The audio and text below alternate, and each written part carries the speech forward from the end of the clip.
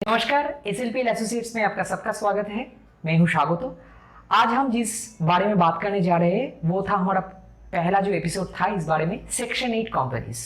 उसका basic concept और idea के बारे में पहले वीडियो में हम लोग बात कर चुके हैं। उसका जो लिंक है वो आपको डिस्क्रिप्शन में मिल जाएगा। आज हम सेक्शन 8 कंपनीज का जो एडवांटेजेस है और क्या क्या फीचर्स है, की फीचर्स, उसके बारे में थोड़ा बात करेंगे। तो चलिए शुरू करते हैं बिना किसी देर के। दोस्तों, ये जो सेक्शन 8 कंपनीज है, ये सेक्शन 8 कंपनीज बेसिकली इसीलिए इस्टेब्लिश हो सकता है कि ये एक नॉन प्रॉफिट ऑर्गेनाइजेशन होता है और कोई भी ऐसे चीज़ जैसे कि साइंस, आर्ट्स, कॉमर्स, रिलीजियन और कोई भी ऐसा एक पर्टिकुलर चीज़ जिसको प्रमोट करना मेन ऑब्जेक्टिव होता है इस तरह का ऑर्गेनाइजेशन के लिए, तो उसी के लिए सेक्शन 8 कंपनीज फॉर्म्स होता है as per companies act 2013 section 8। तो इसका एक बहुत की फीचर्स ये है कि कोई भी 1% कंपनी सेक्शन 8 कंपनीज में ट्रांसफॉर्म नहीं हो सकता।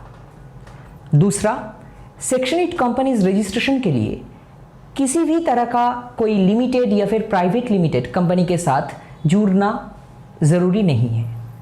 और एक वेरी इंपॉर्टेंट चीज़ ये है कि अगर सेक्शन 8 कंपनीज का जो प्रोसीजर है, मतलब उसका जो स्ट्रक्चरल प्रोसीजर है, वो प्राइवेट लिमिटेड कंपनीज से थोड़ा अलग है। वो इस तरह कि प्राइवेट लिमिटेड कंपनी में क्या होता है, जब आप AGM या फिर एनुअल जनरल मीटिंग बुलाते हो तो उसके लिए एक वक्त तय किया हुआ है, वो है 21 डेज। सेक्शन 8 कंपनीज में एक बहुत बड़ा एडवांटेज ये है कि सेक्शन 8 कंपनीज में वो 21 दिन का जो टाइम है वो टाइम लिमिट घट के 14 डेज तक आ जाता है। और इसका और एक इंपॉर्टेंट चीज ये है कि कोई भी दो डायरेक्टर ये पर्टिकुलर कंपनी स्टार्ट कर सकते हैं। ये पर्टिकुलर सेक्शन 8 कंपनी स्टार्ट करने के लिए किसी भी तरह का कोई पेड अप कैपिटल या फिर शेयर कैपिटल, मिनिमम जो शेयर कैपिटल है या फिर पेड अप कैपिटल है, उसका होना ज़रूरी नहीं है। मतलब कोई भी ऐसा रिक्वायरमेंट नहीं है। जब मीटिंग होगा ये सेक्शन 8 कंपनीज का, तो उसका जो मिनट्स रखना पड़ता है ना, मतलब मीटिंग में क्या हुआ है, क्या नहीं हुआ है, मीटिंग का एजेंडा क्या था, मीटिंग में क्या फैसला हुआ है, उसका जो रिकॉर्ड रखना वो मैंडेटरी बिल्कुल नहीं है। तो ये सारे के सारे फीचर्स तो है ही। इसके साथ एक बहुत इंपॉर्टेंट फीचर्स ये है कि कोई भी सेक्शन 8 कंपनीज, उसका जो मेंबर्स है, उससे जो कंट्रीब्यूशन है, फिनेंशियल कंट्रीब्यूशन है, इंसेंटिव है, वो एक्सेप्ट कर सकता है एज मेंबरशिप फीस। मतलब उसके लिए कोई बार नहीं है ये पर्टिकुलर कंपनी का। ये कंपनी का एक मिनिमम ऑथराइज्ड कैपिटल दिखाना तो जरूरी है, लेकिन पहले ही मैंने कहा कि कोई भी पेड अप कैपिटल या फिर शेयर कैपिटल डिस्क्लोज करना जरूरी नहीं है। तो इसी वजह से क्या होता है, सेक्शन 8 कंपनीज का एक लीवरेज मिल जाता है। कोई भी प्रॉफिट ये अर्न करेगा, इसका प्राइमरी ऑब्जेक्टिव होगा कि जो पर्टिकुलर चीज को वो प्रमोट कर रहा है, जो पर्टिकुलर सब्जेक्ट को वो प्रमोट कर रहा है, उसी में वो प्रॉफिट खर्च होगा।